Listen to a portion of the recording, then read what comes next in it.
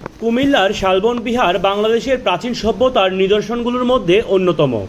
কুমিল্লার ময়নামতীতে খননকৃত সবগুলো প্রত্নতাত্ত্বিক নিদর্শনের মধ্যে শালবন বিহার অন্যতম প্রধান। কুটবাড়িতে বাড়ের কাছে লালমাই পাহাড়ের মাঝামাঝি এলাকায় এই বিহারটি অবস্থিত।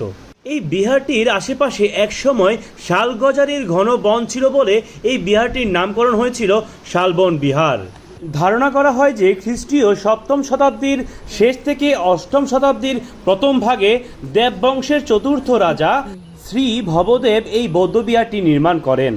শালবন বিহারের প্রতিটি বাহু 167.7 মিটার দীর্ঘ। প্রতিটি কক্ষের মাঝে 1.5 মিটার চওড়া দেওয়াল রয়েছে। বিহারে মোট 115টি কক্ষ আছে। প্রত্নতাত্ত্বিক খননের মাধ্যমে বিহারটির ধ্বংসাবশেষ থেকে 8টি তাম্রলিপি, প্রায় 400টি স্বর্ণ ও রৌপ্য মুদ্রা সহ বহু গুরুত্ব